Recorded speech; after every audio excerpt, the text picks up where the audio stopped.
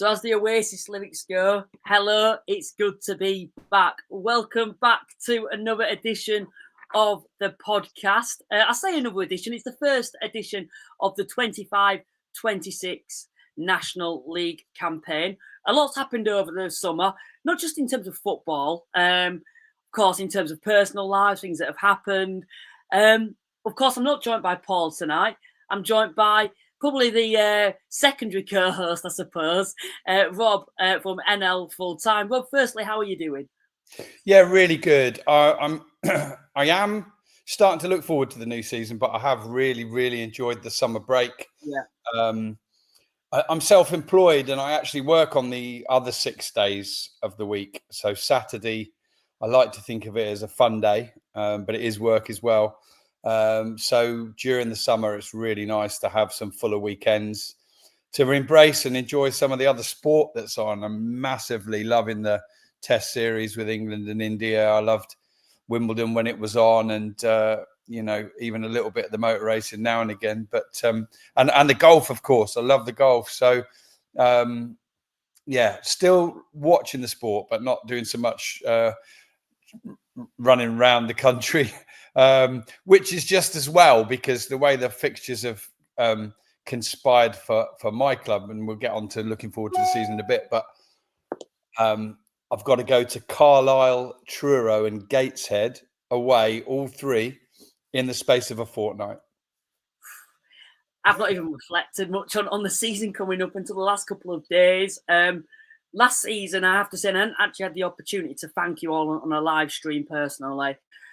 Towards the back end of last season was just amazing. The views we were getting, the opportunities as well that I got myself, and a massive thanks to you guys, because that part of that was because of you, those guys who were listening. Because of course, the more listeners you get, the more credibility you get, and that's probably why I got the opportunity that I did to get press access at Wembley. And it certainly was an experience, and one that I'm definitely never going to forget. But after that, I certainly have. I don't know if you class it as winding down. I've had a fun time, let's put it this way. It's been a good summer. I passed my driving test finally. Third time. I class it as second time. But yeah, there's a long story behind that I can't explain why. Also, Oasis, I had to do it. I ended up buying a ticket, and that was some experience. And I've just had a quality summer, to be honest, overall. And I will admit that towards the back end of last season, YouTube was a massive outlet for me. However, I had A-levels, I had my driving test that were really like getting on top of me because I wanted to pass desperately. A lot of other personal things as well.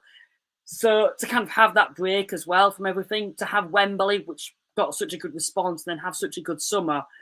Yeah, it's been a quality couple of months, and I'm fresh and ready now for the new season. But yeah, Rob, overall, good summer for you? Yeah, really good. I can't knock it, to be honest. I mean, I think we've had fair weather, although some people do even complain that it gets too hot, don't they? But no, it's been really good. It does still feel like the new season's coming around a little bit quicker than I'm ready for. Yeah.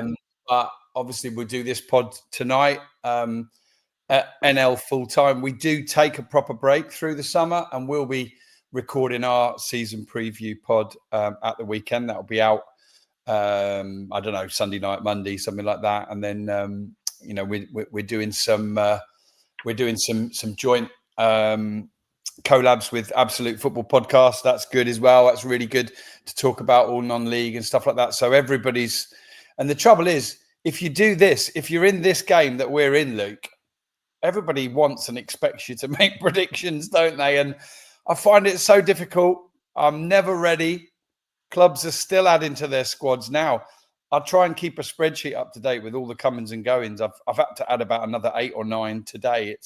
It's still all happening out there, isn't it? Yeah, it certainly is. We still got to record our predictions. I haven't even really sat down and done them yet. I always do some like very early ones after probably a month after the season's finished. So probably at the start of like July time. And then obviously you get to now and they can change quite considerably because of the amount of additions that teams make. And I'm trying to think of a slot for me and Paul, because Paul's off abroad, having fun abroad at the moment. Of course, winding down himself.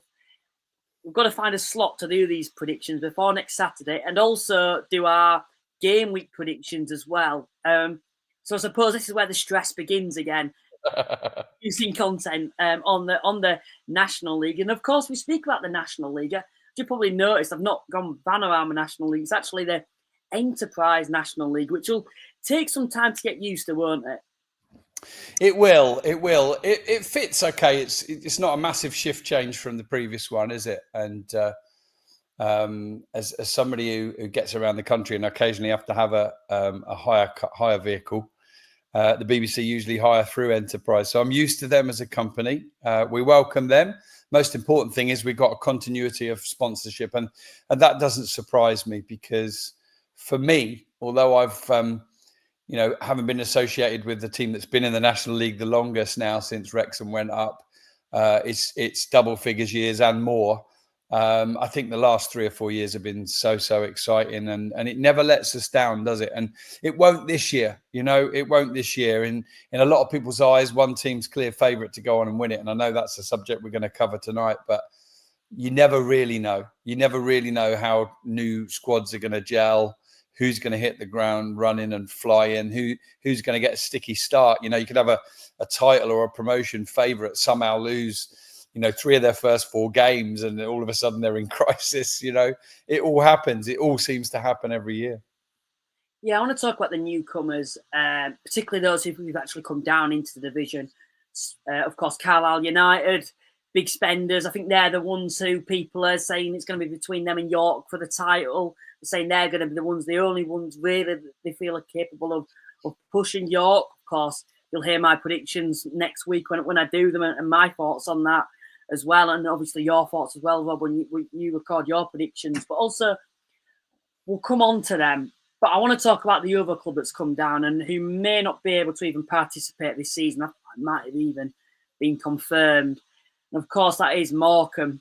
Of course, a club that's been in the Football League, always been seen as quite a big underdog that's been overachieving in the Football League, done very, very well. And unfortunately, it's devastating. It's looking like they're going to go out of existence. And it really does infuriate me. And the amount of clubs that are just let to go out of existence. And it keeps happening. We're saying, it's not going to happen again. It's not going to happen again. We're going to, we're bringing new laws in to make sure this doesn't happen again. And yet it keeps happening. Bury, Macclesfield, it's happened to both of our clubs, hasn't it, in the past, Aldershot, Halifax. It's just allowed to keep happening. And in 2025, going into 2026, not that long away, it just feels wrong that local communities are getting the football club stripped from them. Yeah, it does feel like we're going round in circles talking about these topics.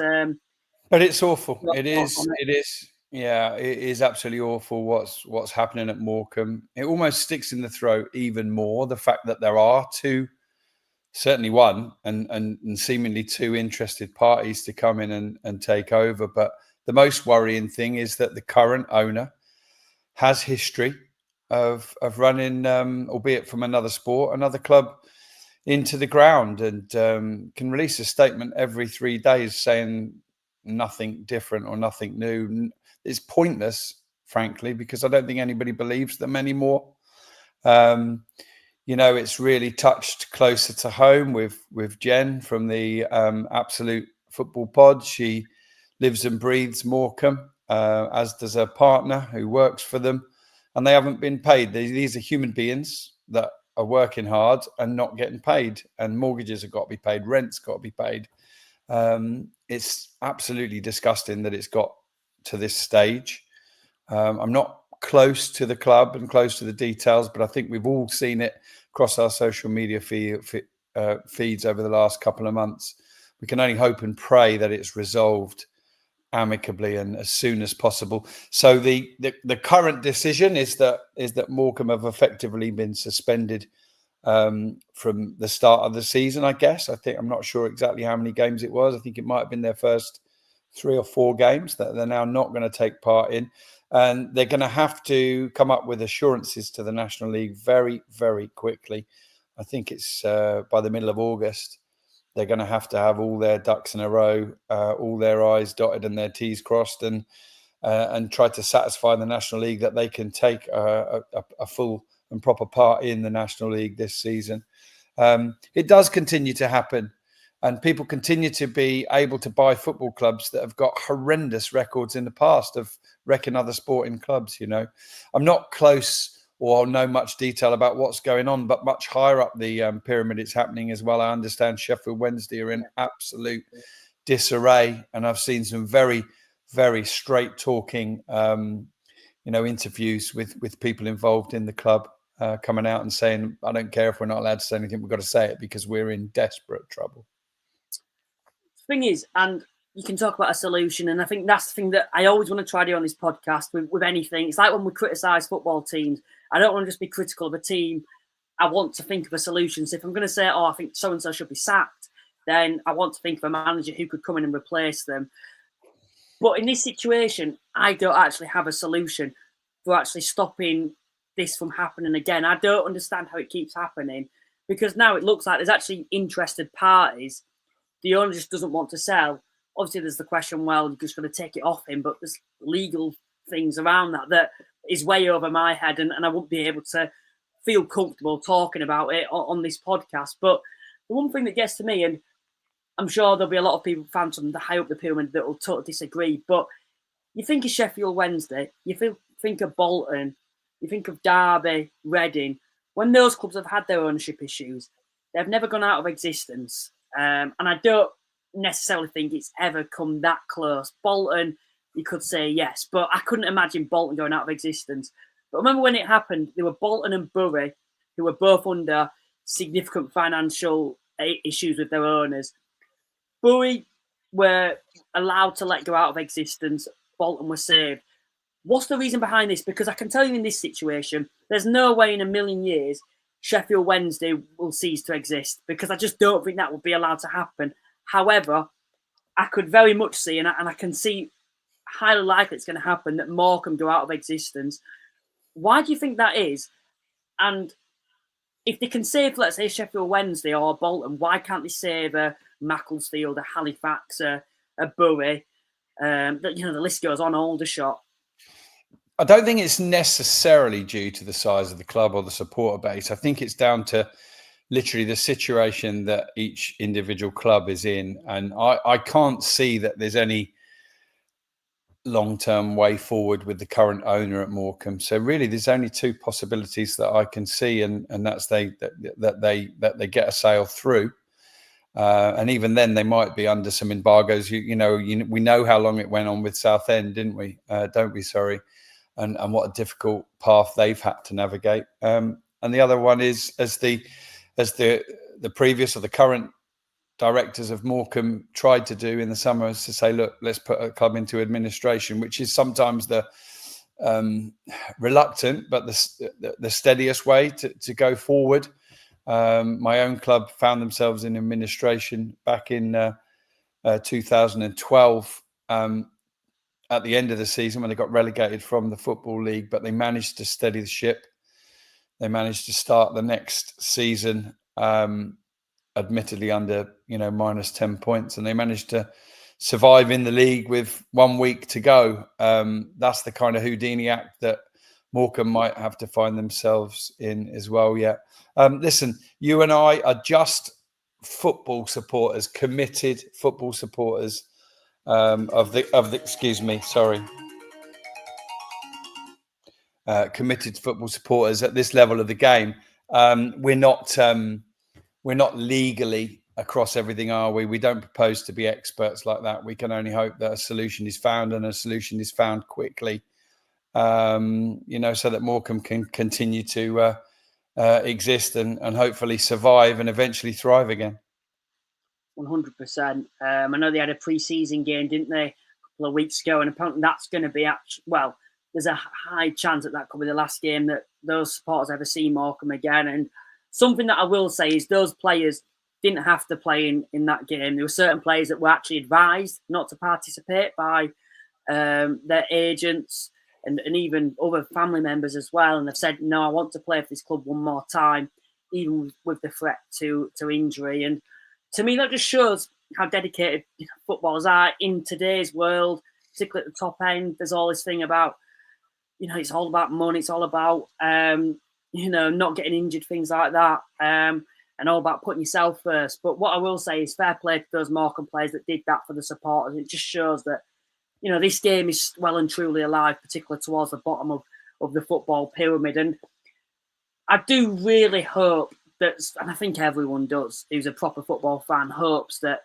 this does get resolved. I wouldn't wish this on my worst enemy. I've seen in Sheffield Wednesday's and United's situation, Sheffield Wednesday's situation, you see Sheffield United fans, a certain section are saying that they want them to go out of existence. And I'm like, why on earth would you want that? It's your main rival. They're just idiots. I wouldn't even give them the credits, to be honest. Yeah, I know. And I just think, why would you want your own, rival that's kind of makes your club what it is to go out of existence? And yeah, like you mentioned, I don't think we should really give them the airtime. And I think we should probably talk about a more positive topic now.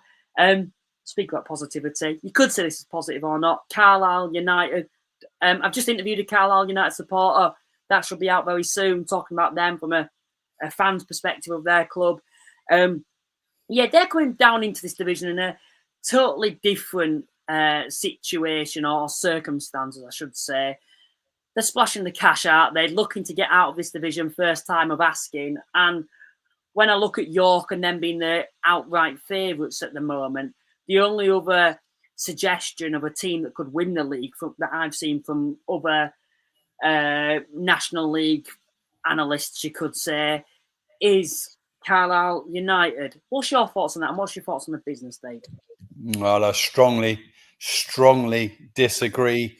First of all, with the statement that Carlisle are the only team that can push York close, and secondly, Carlisle United as a football club, Mark Hughes as a manager, the players that are coming down from the Football League and the supporters have all got to get their heads around being in the National League.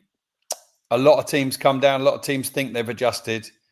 They try and pay it a little bit of respect and they think, yeah, we'll probably bounce back first time. Very, very few clubs ever do. Grimsby, I think, have done it. Bristol Rovers have done it. A few clubs have done it within a few years. I will say that in the last 2 or 3 years, clubs that have come down have generally acquitted themselves quite well. But when you talk about Sutton, comfortable mid-table finish last year, perhaps lower than they were aiming for. Forest Green, playoff finish. They adapted very well. But here's the key difference. Both those sides had been in the National League a few seasons earlier. They knew what they were coming back to. This is going to be a massive culture shock for Carlisle United. When they go to Braintree or Tamworth on a Tuesday night, they're really not going to know what's hit them. And you don't know it until you're there and you're feeling it and you're 2-0 down and you're like, what? This is unbelievable, But that is going to happen. However, what I'm not doing is writing off Carlisle. They obviously have a good, experienced manager in charge who stayed with them down to the National League. They've signed well. Now, I've got them with a squad of 32 at the minute, the largest or second largest in the National League. So a big squad is one of the things that you look for, strength in depth. They have kept 21 players from their squad last year. 2/3 of their squad, playing staff that got relegated last season. And then they bought in 12. And my goodness me, they've made some cracking signings. There's no doubt about that. So I think Carlisle will be quite strong this year. And I have, we're not doing our full predictions now, but I've got them scraping into those playoffs. And I think that is quite a big compliment to say that they might well make the playoffs. But they've got to make sure that there's no hangover from the relegation last year. They've got to hope that the players coming in are of the quality and of the mentality that they will lift those around them. And we may be coming back to this club when we talk about the top signings in the league this year, but I'll let you get to that. What do you think? You've just spent an hour or so with a Carlisle fan, so I'm not going to say you've been brainwashed, but obviously you've heard it from, I know you don't want to give away what's in that interview, but give us some headlines from it. How are they looking at it? I get the impression that they're quite optimistic about this season. Well, he certainly was when I interviewed him.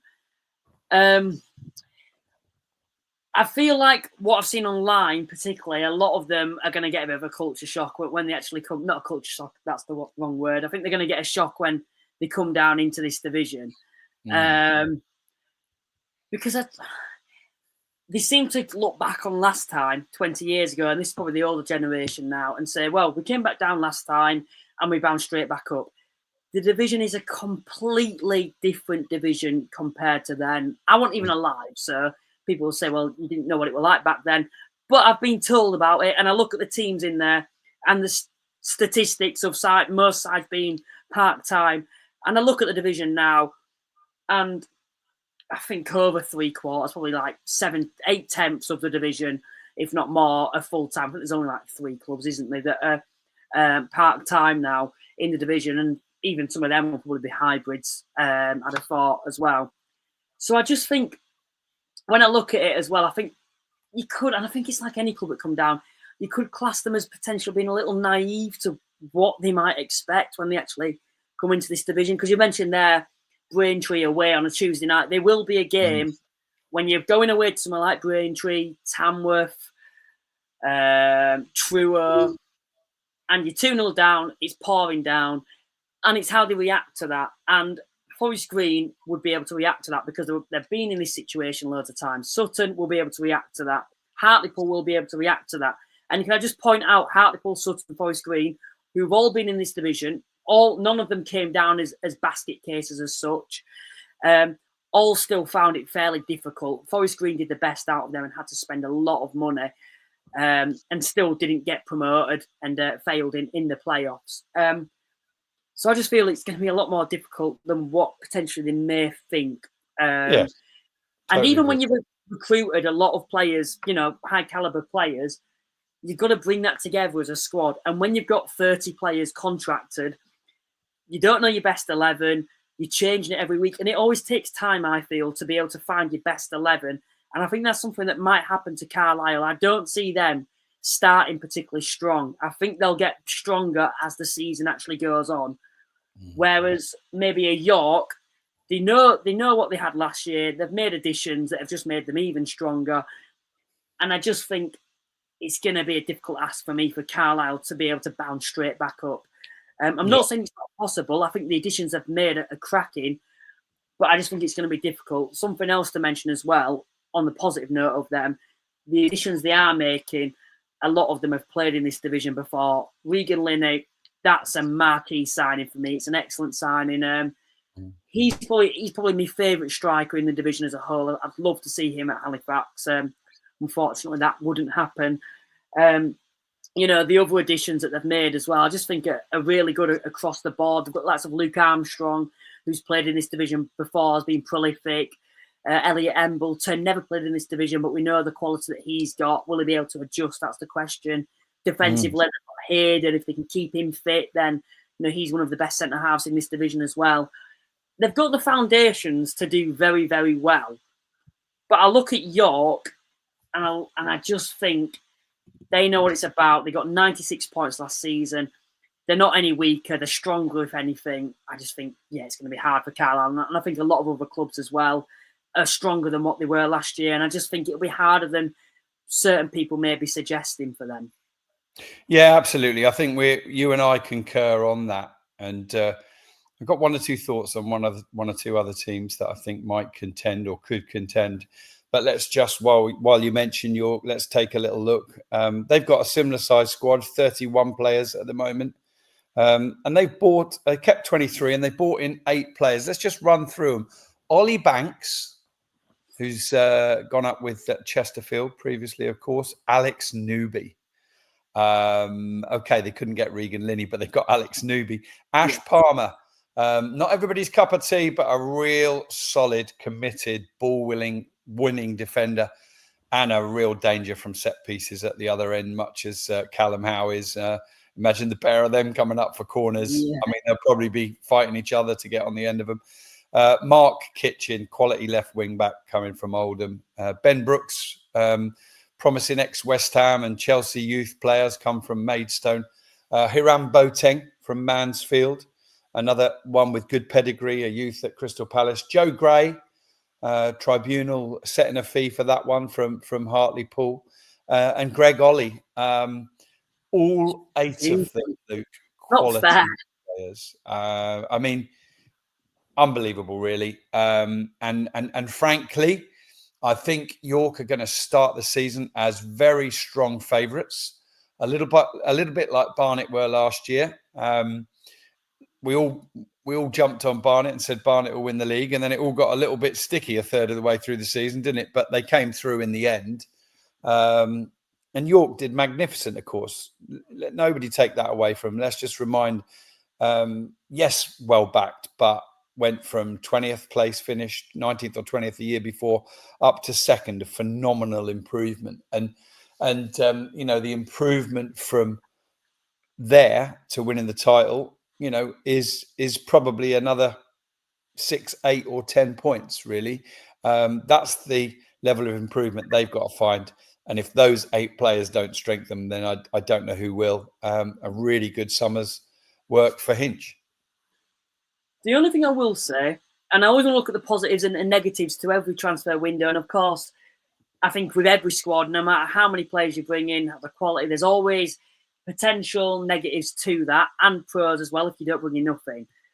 They've added a lot of quality, and I mean marquee signings as such, that I think, there's no words for it. It genuinely doesn't feel fair when you think of those players that they've brought in on top of what they had last season.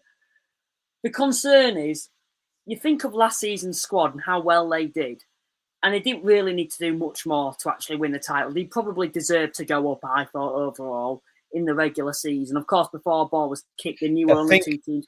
Correct me if I'm wrong, but I think it was 96 points they got, wasn't it? 96, yeah, which is ridiculous. How can it's nearly as bad as Notts and Wrexham and not to go up. But you've added 8 signings that aren't just like squad players. They're literally League 2, if not League 1 players as well to that squad, I think. There's certain players that could play in League 1 who they've signed. How do you feel if you're one of last season's players and 8 players are coming in, being added to the squad? For example, Sinclair and Newby. I might be wrong when I say this. I'm sure that's the same. They'll play that same role. So Sinclair, you'd probably drop out and put Newby in. I'd have thought, and then you've got the likes of Ollie Banks who's coming. How do all these players fit in? Because it was the same when Stones came in last season. Your player last season, he did very well. And then you're getting dropped from the team by new players. Or if it's the other way around, the new players expecting to start and then not because last season's players are doing so well. How does that squad morale work overall? And that's the only concern that I would have for York City at this time. Yeah, it's a fair question. When you have a big squad and you have, let's say from that 31 players, probably 25 pushing regularly for starting berths, it's very difficult to keep them happy. A couple of things do that. Winning football helps to keep a happy dressing room. Strong management helps to keep a good dressing room. And the other saving grace in this day and age, if it's used right, if it's managed properly, with bigger benches and more subs available. I saw it so often last season. I think everybody's now calling them finishers rather than substitutes, and the difference they make coming on to the game, whether it's half time or halfway through the second half or even for the last 10 minutes sometimes, is huge. So you can actually please 18 players, to some extent each Saturday or Tuesday. But it does need managing well and managing strongly. And there will be one or two. There'll be, I'm not casting any aspersions on York's recruitment or their squad or their players or anything, but there'll be one or two that won't be happy with their lot. And, perhaps they'll end up going out on a loan or whatever, but it will be dealt with properly and professionally, I'm sure, by Hinchelwood. And, listen, he's done all he can. In that first season, when Ugler first went in at York, they literally splashed the cash, brought in loads of players. Didn't really get the turnover quite right, did they? A lot of players were still there and unhappy, and the vibes couldn't have been right. But I think Hinch got that, well, to a certain extent, Neil Ardley, and then Hinch got that right at York. They'll obviously and rightly be clear favourites.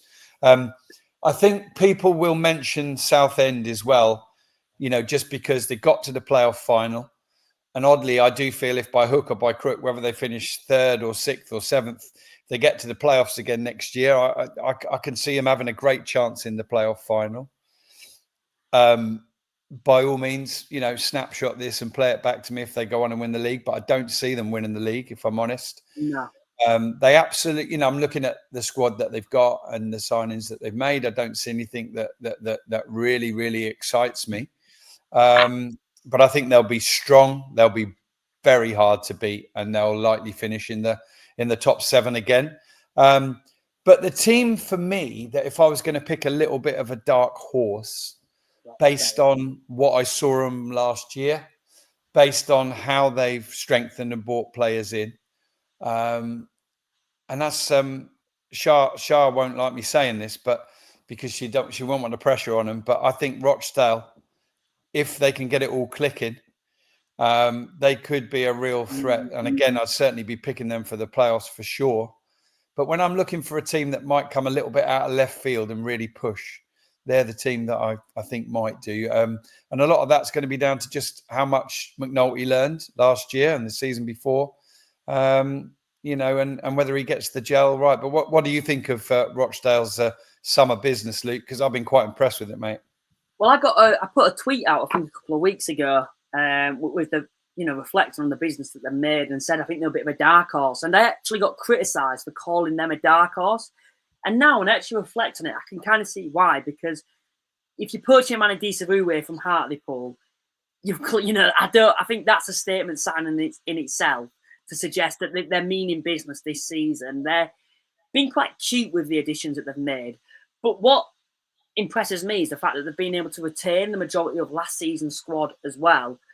I think Sam Beckwith, I believe he's actually still there, and he's a quality player.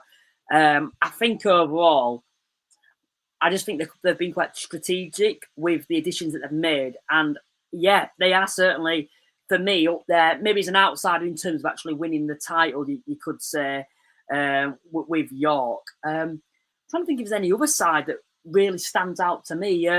On the topic of Halifax, potentially, not in terms of the title, but I've been quite impressed and intrigued with the business we've made. We're going down the same route again of bringing in young players, but we're bringing in players from the lower divisions looking to step up. And I don't know, for me overall, I'm quite optimistic about this season under Adam Lakeland, but I think it'll either go very well or we could really struggle. And this is the gamble with Halifax. Because we haven't got a big budget, we've got to take chances on specific individuals. And of course, if it comes off, then it's all great. But if it doesn't, we could be in a very bad position instead of potentially attracting average players that aren't particularly going to push up the league in terms of going for the playoffs, but are going to be able for you to stabilise. But I think overall, Halifax, although they don't have the biggest budget, I think we're quite ambitious to be able to try getting the playoffs once again. And I think with the additions that we've made, I'm quite intrigued to see how they do this season. What about Aldershot then? What's your thoughts on them this season? Well, I'll just give you a couple of thoughts on Halifax. Yeah. It's all right first before we do that. So again, just looking at the headline numbers, I make it a 25-man squad at the moment. So 15 players kept from last season. And by the way, just a point on Rochdale, you were correct with what you said. They haven't lost any players that they wanted to keep from last season. The only players that have left the club are ones that returned to their clubs that were loaning them, and the ones that they released. And some excellent additions. Coming back to Halifax, however you do it, however Halifax do it, however Lakeland does it, he's going to have a strong defensive foundation again. Now, you still have Sam Johnson, pound for pound, save for save, minute for minute, up there. Got to be in everybody's top 3 National League keepers. He's my personal favourite. You've still got him. and you've lost good defenders upwards in the pyramid. But whilst Regan Linney's signing might be the one that's most caught my eye, and by the way, we didn't mention it with Rochdale. Sorry to keep going back to Rochdale, but Mancini as well from Hartlepool, if he stays fit. What a wonderful player he is. But sorry, coming back to Halifax, just having a look at what really stood out for me was in the centre-back positions. And Sean Hobson, who never really seemed to get the game time that I thought he deserved at Oldham, and Thierry Laty-Fairweather from York. And I think I messaged you, didn't I? Didn't you announce both of them within a few days? And I said, "Ooh, Halifax for most clean sheets again this year." Mm-hmm. Yeah, I do remember that. And to be fair, it's unlike us to bring in someone like Sean Hobson because he's such a well-known and I'm trying to think of the word now. It's gone out of my head. Well-known. There was a word that I had, but well-known centre half in this with a good reputation. That's probably the best word I can think of. Renowned. Renowned, yeah, that's probably what it was. He's a well-renowned centre half in this division, I think, overall. Well-respected and established, that was it, established. A well-established centre half in this division overall. I just think that's a statement signing from us, and I'm surprised no one else with a bigger budget came in for him, and potentially they could have done, and it shows Halifax. But one thing that's always concerned me has been the experience with Halifax, and I think last season in the playoffs, that was a big reason, was that lack of experience and, of course, injuries as well. And I just think bringing in someone like that defensively is a massive plus and bonus to us. And, yeah, that has been probably, I think, on paper, the signing of the summer for Halifax. I'm going to ask you a question now, Rob, and I'm going to ask the live chat, and I'm going to come to the live chat as well, because I do apologise. I haven't done that yet.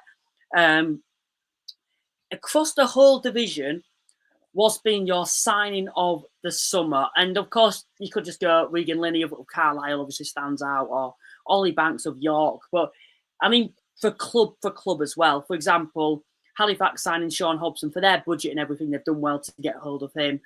Just thinking of other ones as well off the top of my head. Is there anyone that you can think of? Well, Regan Linney is a massive marquee signing for Carlisle, which says that at the very least they're going to be striker ready for the National League, because we know what sort of damage he can cause.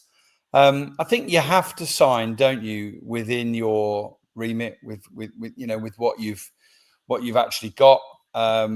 It's difficult. I think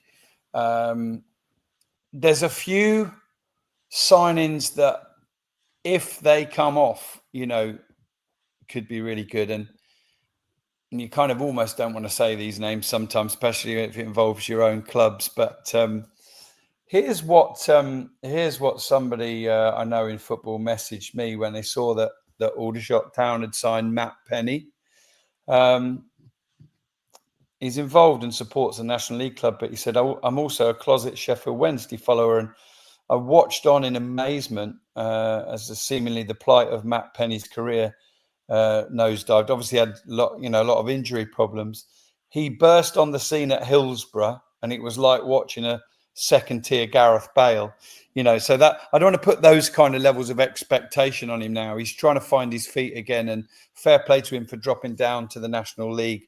I've watched him for the best part of 90 minutes only at the moment at Dorking in a friendly some 10 days or so ago. And he looked very, very solid. And for a guy that's not played much football in the last couple of years, he looked in very good shape. His fitness will have to be, built up bit by bit. And I've got everything crossed for him. And one of the reasons I say that is because I'm sort of flipping it back to the other subject you were going to ask me about. So it's about new signings, but also about my own club, Aldershot Town. 27-man squad at the moment, 17 players kept and 10 added. And unfortunately for Aldershot, one of the players they've added and caught the eye a little bit was Josh Brookin, who certainly in his brief stint at Dorking looked to be a quality footballer. I think there are rightly some question marks perhaps about his temperament, a couple of red cards there. But unfortunately, he sustained a serious injury in his first friendly for Aldershot. And so he joins a ridiculous number of defensive players that Aldershot still have out and recovering from long-term injuries. Obviously, at Wembley, the FA Trophy final, they played 3 low-knee defenders, all under the 21 or under.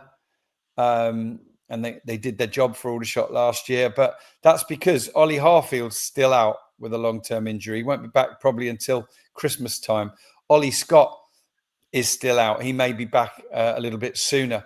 Luke Jenkins is still out. And then Aldershot go and sign Josh Brookin. And it's gone on for years, actually. Carly Osborne, Kevin Locko, Christian Maghomer. Year after year, Aldershot sign a really good defender. And then he gets injured early on. But today, Aldershot have announced the signing of a player called Ben Jackson, who I've also watched play. Really, really impressed me. 21-year-old, young, fit, strong. Played up in Livingstone and Queen's Park in Scotland last year. So there's a lot of will they, won't they's, and there's a lot that's at Aldershot and that's at lots of other clubs. And listen, you have to cut your cloth accordingly. You haven't got the funds, Halifax or Aldershot, to just go and splash the cash on proven quality players that have still got a lot of improvement in them. Maybe you've got to take a chance on someone who you're hoping you can coach to a better level, or someone who's been at a higher level and is having to start again. And so that's a long answer, but it hopefully answers about signings, about the potential of them, and also about my own club. I think for me, there's obviously a few that stand out. I think Jeff King, I think it's actually only a loan move going to Boreham Wood. Yeah, but I think it's for the season, isn't it? Yeah, for the season. I think that's great business. He's an example, going back to the topic on York, he's an example of when York have probably brought in over the amount of players that they needed to, and he's fallen out of the team because Jeff King is a top-end National League fullback, if not a League Two fullback, who's been a bit unfortunate with falling out of the teams. For example, Chesterfield, it didn't work out at Swindon either. So probably him.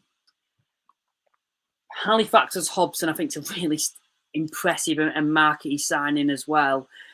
There was another one that came to me, like Hartlepool, and it's gone under the radar, this Alex Reid going to Hartlepool. I think that's as good of a replacement as you're going to get for Manny Disaruwe as you can get, because he can score goals. And I think if you actually look at Hartlepool's business overall, they'll be very strategic, and I'm quite impressed by it because, yes, they've let Manny Disaruwe go. Yes, they've let Mancini go. It gives me the impression there's this style that they're trying to play that's a little bit different. And I think Alex Reid and Disaruwe are very different type of strikers, both very good. But I think they're like, Alex Reid is quick. He can, break through attacks. Disaruwe is more of a target man. Can hold the ball up well. He's good with his feet, yes, but he hasn't got the same speed as the likes of Alex Reid has got. And I think that's another one for me. I think as well, looking at Hartlepool, Jermaine Francis from Barnet, that's a massive sign. Of course, he was actually on loan at Braintree last season. He was excellent for them. He's come back to Barnet. What about Danny Johnson, who's been in this league and done well and got a move to the Football League, and he's dropped there? That's the one that seems to have gone most under the radar. Yeah, he's joined from Walsall, and he's a former youth player at Hartlepool, so he's going right back to where he came from. And other players they brought in, like Topolodge as well. January as well, yeah. Right, we're going to come to the live chat then. We'll have a look at what you guys have been saying, because I know we're 45 minutes in and I've not even looked. I do apologise for that. So, yeah, we may be some time with this, but we've got Lee who's come in. First one in. It's just tradition by this point. Yo, lads, good to be back. Welcome back, Lee, to the stream.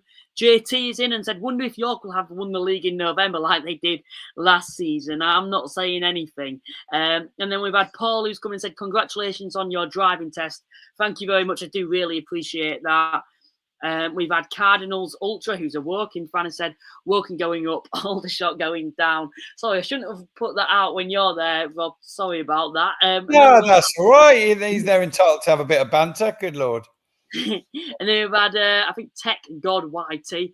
I predicted that York would go up Auto, and my Southend United is going up via the playoffs. That's another one. Sam Austin going to Southend.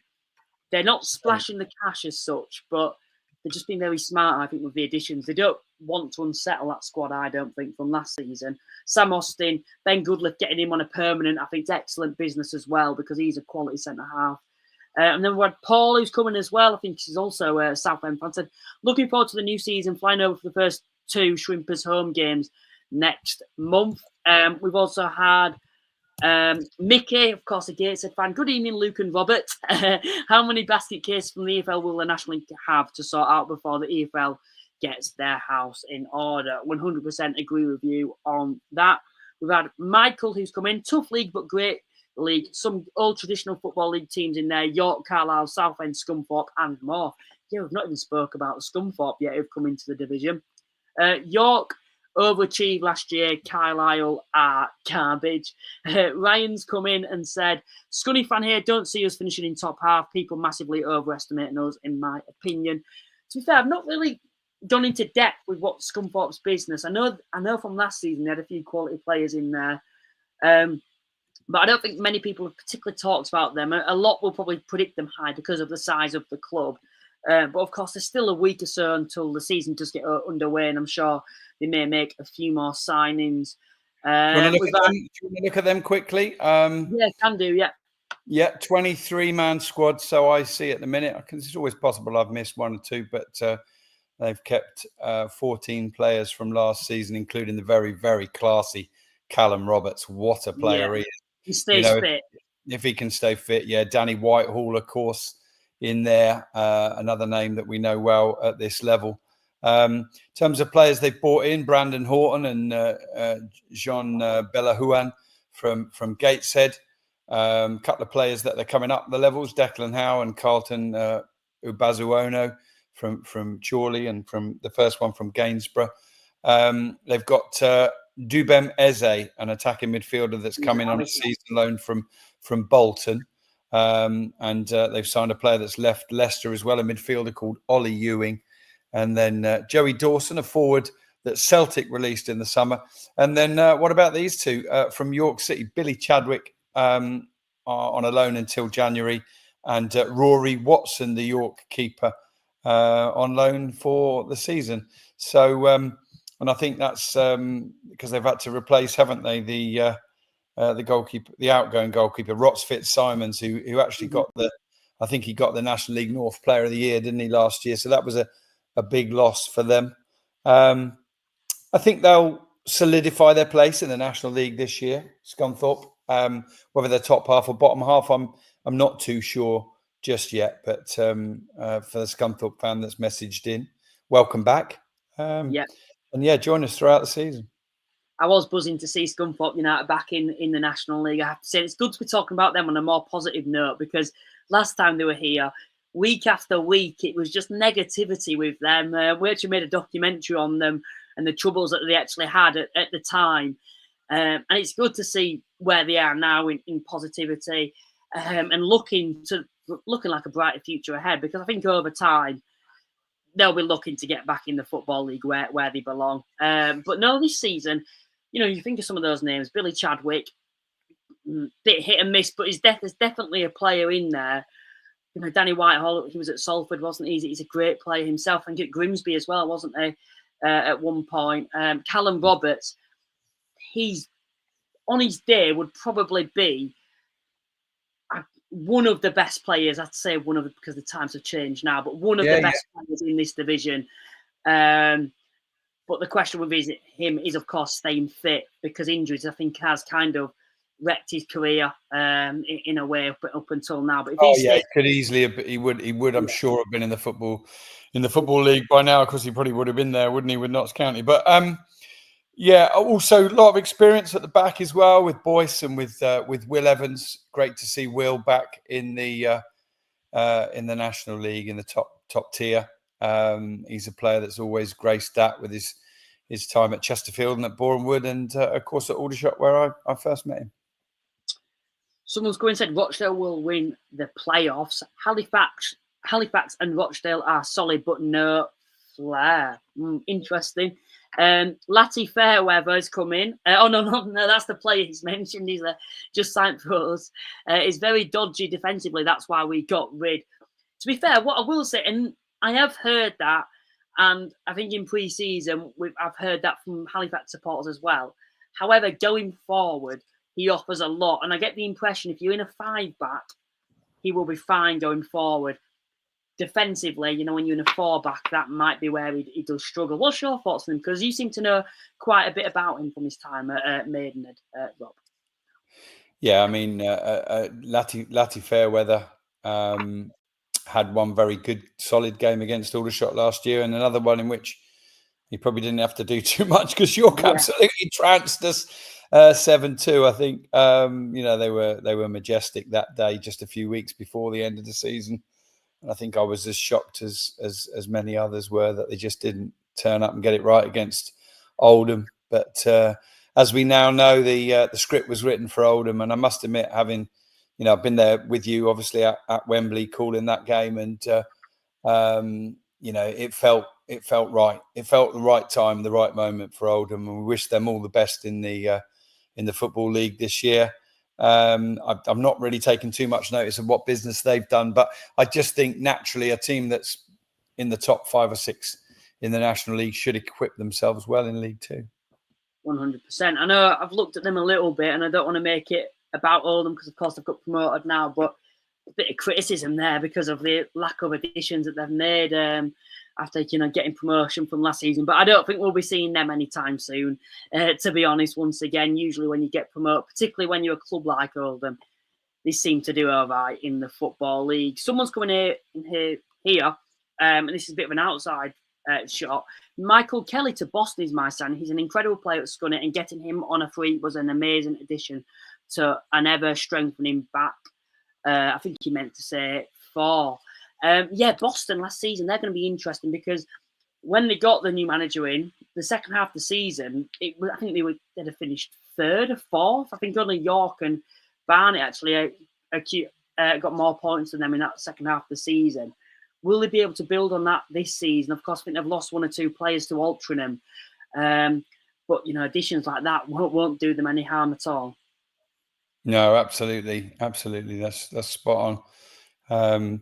I mean, the more we look at it, the more excited I'm getting, I think, for the new season. What's this one? Southend have got what it takes, and no matter what Rob thinks, the signings made are good ones. Well, Scott, while you're in the chat there, just help me if you can, because I do try and keep an eye on X and 1 or 2 websites every day. According to my information, Southend have only signed 4 players. Slavi Spasov, Sam Austin, a very good signing, of course. Harry Boys, left wing back from Sheffield United, signed for a couple of seasons. And Luke, as you mentioned, Ben Goodliff on a permanent deal as well. Let us know if I've missed any out there. Obviously had a solid team, prior to that, and I do expect you to go well. I expect you to be a solid playoff contending team this year. All I really said was I don't think that you'll compete for the title, but maybe, who knows? Maybe you will this season. What's happening with Macaulay Bond, by the way? Because the last I had on that was he was in talks. Is he staying or not? He's a player who can offer more if it clicks for him, but it didn't seem to really click last season. Did towards the end a little bit. I think for me with Southend, I'm not too surprised that they haven't gone crazy with the additions because I don't think that's what they're about. I don't think that's how they operate. I think they'd rather get acute smartings, if that's the right word to use. I think Sam Austin from Notts County is an excellent sign, and I think on paper a lot of people look at that and go, "Yeah, well, he's been a bit of a fringe player at Notts County." For me, I just think that's a quality sign. I remember McKidderminster. I think he's made an impact to Notts. He likes to play football, and I think he gives them something a little bit different. Defensively, they've been fine all along. They didn't really need to add too much to that. I think bringing back Goodliff, I think that's a standout sign in itself because defensively last year they were strong. Going forward, the strikers seem to get into decent form towards the back end of last season, so they're not going to want to unsettle that too much.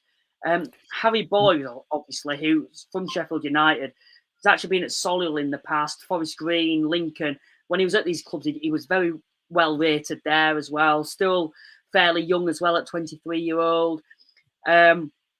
I've spoke about Austin. I'm not too aware of Spasov. I think that's how you pronounce it.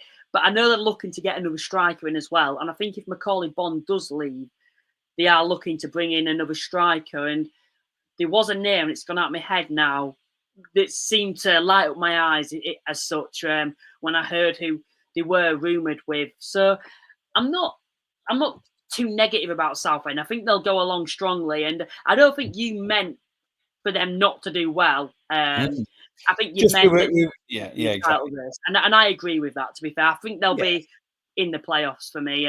But I just don't think they've got what it takes when I think of York to be able to compete with them for the title.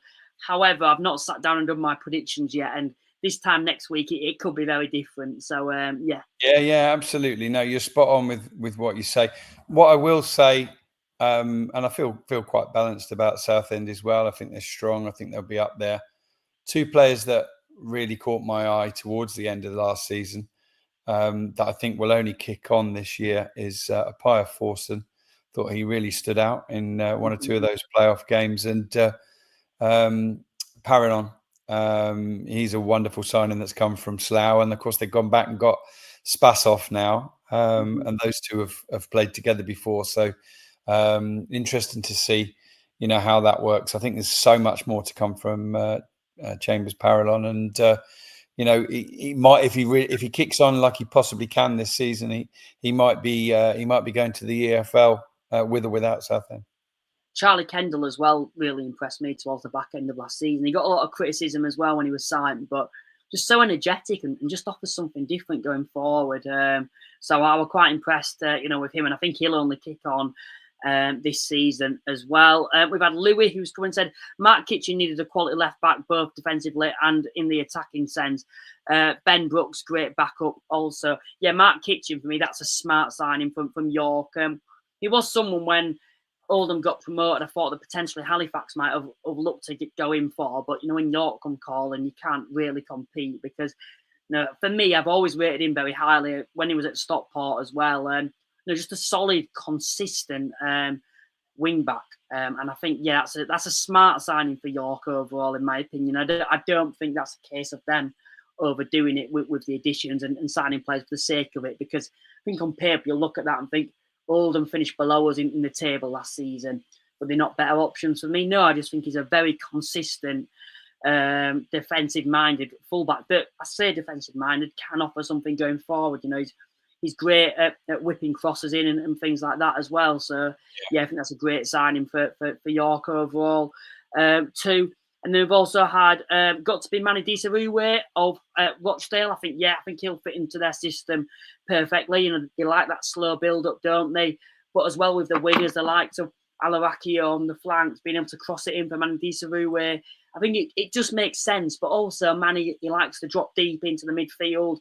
And I think with the way Rochdale like to play, I just think it makes perfect sense. And I think that really is a great signing. And I can't see that not working out. And he's also mentioned Harry Boyes, who's gone to Southend as well. Mickey's come in and said, Hartlepool have made some very shrewd signings, but everything there depends on their owner. Yeah, I've always found that interesting with Hartlepool because they have a lot of issues with the owner, yet I actually think recruitment-wise last season on paper looked very impressive. Obviously, it didn't really work. And I'm quite impressed this year as well. So it's quite an awkward situation for me when I look at Hartlepool because I know they complain. I know there's issues there, but recruitment-wise, it looks good, I think. Yeah, it is. It's a bit of an odd one. It's got quite toxic at times as well, hasn't it? And yet that owner, Raj Singh, is still there. And from the outside looking in, he does appear to have really backed them. And I don't think many people saw that when they got to the end of last season. They didn't really kick on and compete towards those playoffs. They sort of tickled away at it. Really, they flattered to deceive, didn't they? And then there seemed to be real discontent towards the end of the season again, and at the end of the season. And yet, when you look at how teams have recruited in the summer, I'd put them easily in the top 8 or 10 in terms of recruitment this summer. Of course, they've lost Dias Aruve, but he's a particular threat in a particular way, and certainly he hurt my own club in the game at the Victoria ground last year. Victoria Park, and sorry. He really hurt Aldershot last year in that game. They played to his strengths, and he was unplayable that day. But they've got some different ways to attack teams and to vary it a little bit more this year. So interested to see if we've got any Hartlepool fans watching and see what they think. Yeah, under Simon Grayson as well. You think of likes of Mark Hughes, Savage as well, who's in this division. Simon Grayson's another manager there who's got quite a he's well respected. I think it's probably the best word to use. Well known, maybe is a better word to use of him. His managerial career, it's been a bit hit and miss, but of course he's managed at a very high level, and he'll have great contacts to be able to recruit players there. And on the topic of Manadisa Uwe, I think he's a great player, and I think in Rochdale's system he'll work perfectly. But he's one of these players, he can ruin a playing style if that's the right words to use, if that makes sense, with the way you want to play. And I think with the way Hartlepool want to play, I don't think it's so bad letting him go, because I think an Alex Reid under Grayson will work a lot better than what a Manadisa Uwe would, if that makes sense. Is that something you agree with? It's kind of along the lines of what I was saying, is that they'll have more options, different ways to hurt teams next year, Hartlepool, or this year, sorry, in 2 weeks' time, in 10 days' time, in 9 days' time. Whatever it is. Quickly. We've had Scott, who's coming in. I think it's a Wrexham fan based on his message. Can't wait for Halifax to get to the Championship just so we can see blow the other Championship podcasters out of the water. Can't believe it's been 3 years since we were in the same league. Yeah, it's come so quickly, to be honest. I think Wrexham are in the Championship now.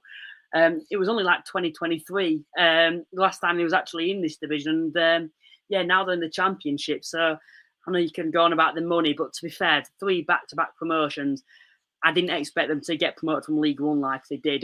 But just on the topic of podcasters in the Championship, I don't know if it's your taste, but to be fair, I genuinely think there's a lot of good ones in that division compared to League One and League Two. I don't mean good ones. I mean there's more out there. I think League One and League Two, there's very little that I'm aware of. Where in the Championship, there's a second-tier podcast. And I'll be honest, with a lot of my content, I'm quite inspired by what they do. And I take a lot of what they do and try and implement it into the National League and what I try to do. So if you've not heard of them, then I would give them a follow. I know they can be a bit controversial, so some may disagree with that point. But someone else who's come in, and I'll let you read it, Rob, because I'm a bit sick of the sound of my own voice, to be honest. Okay. So Mark Reynard has messaged in. I think Rochdale will be right up there with Southend, Woking and Sutton to improve again. Hartlepool, some good signings, but a lot going on. Gateshead, Halifax always produce. York to walk the league. Some comments there that I'm sure we can align with. We perhaps should have a little look at Sutton. There's a couple of interesting points on them, both the size of their squad and how they've strengthened. I think it's a defining season for Neil Ardley at Woking. He came in and very, very solid. They lost very few games in the second half of last year, didn't they? And although it got a little bit sticky at times, they were safe relatively comfortably. They need to perhaps be a little bit more potent in attack and score a few more goals to be considered playoff contenders. And we'll wait and see if that happens this year. Gateshead is a really interesting one. I mean, literally the turnover, not just of management, but of players as well. The players they've lost, the good players that have moved on. Ollie's gone, hasn't he? Booty's gone. It's almost like they've got to start again. But I know pre-season results don't mean a lot, but I think it's 5 back-to-back wins in pre-season, and they're starting to do. There's just something that always comes through. It's like a DNA, isn't it, at Gateshead, where they continue to. And I'll be blatantly honest here. I was looking at what reasons that clubs might get involved in a relegation battle next year. And I had to give my head a little bit of a wobble with Gateshead, because there was a moment where I thought, can it continue? Can they keep losing all these quality players and managers, And but it'll be a jury's out for me on Gateshead. One of the hardest ones to predict. They could very easily, a little bit like a Halifax, churn away, get the results, play their nice football, be very hard to beat and contend at the right end. Or if some ingredients are missing, they could find themselves on a bit of a sticky wicket this season. What do you think about Gateshead? While I get the Sutton information up. For me, they're a club. I think you've summed it up perfectly there. It could be a situation where, like you mentioned, the DNA that they have, the players that they found that recruit that we've probably not heard much about, come through. We speak about players that we hadn't heard about. I think Dom Telford, of course, previously being at Barnet, he signed for them going forward, which is a good signing on paper for them. But they could continue finding these hidden gems like they seem to do and like they have done in the last couple of years and be competing at the right end of the table. Or with the amount of players that they've lost, at some point, they won't be able to find these replacements and these hidden gems, and it's not going to work. And there was something towards the end of last season that didn't sit right with me when the likes of Greg Ollie were coming out and, with his tweets about how the club is run off the field and the way it's going. And is that going to go into this season? And that those issues, have they gone away or are they still there? Something just doesn't seem right for me at Gateshead. And there's always a club that seems to slip through the net every season or be towards the bottom of the table. And I've got a bad feeling it could be Gateshead this season that do find themselves in a very difficult situation. But we will have to wait and see. But I just think the likes of Hannett's obviously left to Oldham. Ollie's left. Regan Booty as well. That's your midfield gone that they've had to recruit. Of course, Butterfield's remained at the club, but it didn't feel like they were the same when a lot of players left in January last season. The manager as well never managed in this division. I don't think on paper he's got the best track record. He doesn't stand out to me. Yeah, I'm a little bit concerned for Gateshead, and I am going to looking a bit more research into them and the additions they've made. Because I kind of have just come back from having literally been on holiday for 2 months and just relaxing. But when I look into them a little bit more, my opinions may change on them. But just looking in at the moment, the back end of last season, the players they've lost, I'm a little concerned for them going into this season. Yeah, that's it. Robbie Tinkler as well at the back. Been a mainstay of their defence for a number of years.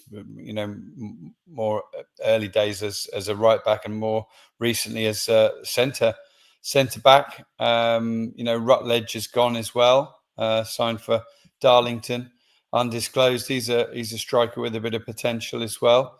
It will be tough. They've got a 27-man squad at the minute. They had quite a big squad, didn't they, last year? But as you say, they've lost quite a few. They've signed David Ferguson from Hartlepool, a left wing back who's competent at this level for sure.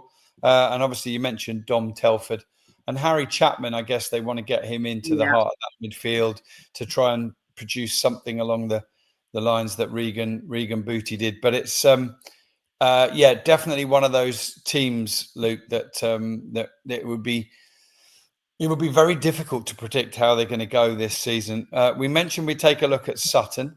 They've got a 31-man squad, which includes an additional 11 players this season. They lost Will Davies, of course, their top scorer. He signed for Fleetwood. And Harry Ransom has gone to Worthing. Josh Coley as well. They actually released him, didn't they, Josh Coley? Because that was quite a shock. Yeah, Josh Coley was released, wasn't he? And Finley Barbrook is, he was on loan actually, and he went back, didn't he? But he was a player that caught my eye. But they've signed Ashley Nadesan on a permanent now. They've got Harry Phipps in from Dagenham. That's a good signing, good solid player at this level. They brought in David Ogbonna, who's another one of Scotty Davis' up-and-coming players at Slough that he's now lost, but they are a club that progresses players, Slough Town, that's for sure. Aaron Jones is a good signing. Had a few injury problems last year, the Aldershot Town skipper. But they've got him in, I think, on a 2-year deal, and he'll charge up and down that right side for them this year, or slot in as one of the right centre backs, perhaps. Kane Critchlow, excuse me, really bright young player from Chelmsford who was at Bishop Stortford before that, and also Eden Pruty, another one from Slough, and Liam Vincent coming up from Tunbridge Angels. So. And that's as well as keeping 20 odd players from last year, Sutton United. But the interesting thing for me there at Sutton is I don't think they, as a club, disrespected the National League when they came down. I think, to be quite frank about it, I think their media admin did, and they didn't leave. They embarrassed themselves. Yeah, they embarrassed themselves a bit. It's not a good way to endear yourself to the league you've just come in or come back to. But I don't, obviously hold the players and management responsible for that. And based on how teams have done when dropping down from the Football League in the past, their mid-table finish was nothing to be ashamed of. But I think they want, hope, and expect to do better this season, and they certainly shown that they're. Bless you. They've certainly shown that they're not messing about with the 31-man squad. One of the top 3 biggest squads in the National League. Yeah, they had quite a big squad last year. They made a lot of additions. It was like a completely new squad to the one from League Two. And I think, for me, that indicated that the first season was always going to be about stability because of the amount of players coming in. And now they've found that squad. They've built on it. Of course, they've lost Will Davis. I think that was inevitable, the amount of goals he scored. He's gone into the Football League. But for me, overall, an interesting one. I think a lot of the signings are young players. That seems to be the route they're wanting to go down, is finding young, hungry players who've fallen out of the Football League who are going to impress. And, of course, that works at times when you find hidden gems, but there'll also be players that probably aren't up to National League level, I should say. And this season, I think they've found out which players are up to this level and which players aren't. And, of course, they've lost a few at the other side as well, like Will Davis, who's gone into the Football League. And we've also had, I think someone else has come in and said, Southend United heavily linked with Andrew Dallas. That's who I was thinking of. No concrete news on Bonn, but it's likely he's gone given the season is nearly here. Andrew Dallas, you'd have to say, that would be a marquee signing for them with the additions that they have made. And that'd be quite a smart addition as well, of course. Did very well at Solihull, did well at Chesterfield as well. And then since he left there, did he go on loan to York? I get the impression that he did, and I don't think it actually worked out too well there. That wasn't this season, that was the season before. And I've kind of lost track of where he's been, to be honest. Yeah, I have. I think he got a move to the Football League, but I to be honest with you, I'm so focused on the National League that I get a bit tunnel vision at times, and all the spare time and energy I've got is invested into following what's going on in the National League. But certainly, no, he's a quality player at this level. That's for sure, and he's one of those strikers that once he gets on a little bit of a roll, he really can rack up the goals, to be fair. 100% can. We've had Tom, who's a Solihull fan. He's coming and said, bit late to the podcast. How are you doing? 2 months has gone fast. It's good to have you back, Tom. It's good to have you here once again. And then someone's going and said, Grayson is expected to name Neil McDonald as his assistant tomorrow. Dallas was on loan at Morecambe. And I think that's more or less it from all the comments. Trying to think if there's any more topics that we need to discuss before we bring things to a close. Rob, is there anything you can think of? Not really. I don't particularly want to go on anymore. I think we covered as sensitively as we could the situation at Morecambe, and any Morecambe supporters that are watching. Our thoughts are with you, and we really hope we don't want a 23. No, despite any people might make silly wisecracks about it, we don't want a 23-team league this season, and we hope that Morecambe can take a part in it. If we assume for along the lines that they do take part, obviously they're going to have some fixtures to make up for sure. They are obviously quite behind in their recruitment as well at the moment. I think I can't remember if it's 11 or 13 players that they've got, but it's nowhere near a full squad. So they're going to be playing catch up one way or another. But we hope that they're at least in the game to play catch up over the rest of the season. And I hope the league's as exciting this season as it has been over the last few. And whilst I do strongly predict York to go on and win the title, as I know you've kind of indicated as well, and lots of other people have, this is nothing against York, by the way. I hope they don't. I hope we get a good title race. I hope it goes, the distance, and I hope there's more than two clubs involved in it. But somewhere along the line, Luke, there's bound to be a surprise, and one or two of the teams we haven't been through the squads of every single team in this podcast. We're just trying to bridge the gap to the new season, just get the juices going again, aren't we? And we look forward to covering it again throughout the season. 100%. I just hope it's to the same level as last season, because last season for me was an absolute cracking season at both ends of the table, playoffs, title race. We had everything, and we need more of the same this season. And I just hope York don't go on and run away with it like Chesterfield did a couple of years ago. If you go on and win the league, good, but I want someone to be chasing them, if that makes sense. But no, thanks to everyone that's tuned in tonight. I do really appreciate it. The numbers have been great once again. It's good to see, usually pre-season, the numbers often a bit lower than what you'd probably expect in the regular season, but numbers have been great tonight. So I do appreciate everyone who's tuned in once again. Please remember to like and subscribe. If you're one of the 6 clubs that's new to the division, please remember to subscribe. This is the home of National League content. Also, to whatever side of me, I say the right of me, is, of course, Rob. He's got his own podcast, NL Full Time. Do you want to give that a quick plug? Yeah, we've been a bit dormant through the summer. That's intentional. We all enjoy taking a break, but in the next week or so, you'll see our first podcast of the season preview. It's an audio podcast. I know, some people prefer the visual ones, some people prefer the audio ones because they can catch it while they're moving, But we've got a team of 4. We're well spread across the 3 national leagues. We cover all 3 of them, the North, the South, and the top tier. So you got myself, Rob, who I'm involved with BBC Surrey and commentary on Aldershot games. Christian James, who is the PA announcer at Boston. So we'll be across the National League, the top tier, throughout the season. And then we've got Richard Wharton, Dickie.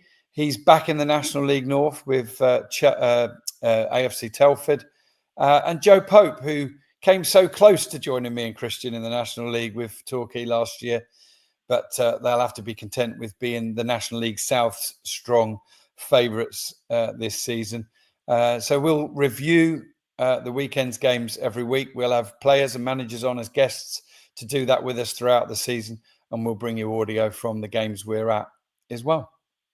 Brilliant. Well, thanks for joining me tonight, Rob. Of course, for us, got National League predictions coming up. Hopefully loads of interviews as the season goes on. Unlike NL Full Time, if you're into audio, that is the place to go. Of course, the issue with this is you have to kind of be sat down watching it, whereas, of course, you guys, you can kind of have it on in the car or whatever. But if you like your visual kind of stuff, this is the place to go. We're hoping to try add more content than what we did last year. I know towards the back end of last year, we did a lot more, and we're hoping to build on that this year. There should be plenty of content coming up throughout the season. If you're new to this division, please drop us a sub. It really does go a long way, and you won't miss an episode. My usual co-host should be back with me next week. Of course, Paul Franklin. Of course, we have other guests who come on, like Rob, like Sam, like Joe as well, who've come on in the past. And we always like to get different people's opinions on things as well. But no, thanks to everyone that's tuned in. Check out our sponsors, Cards Accepted. There's a link in the description for you to do that. No contracts or monthly fees. If you want to become a member, it's £2.99 a month. Thanks to everyone that's tuned in, and we will see you next time. Bye for now.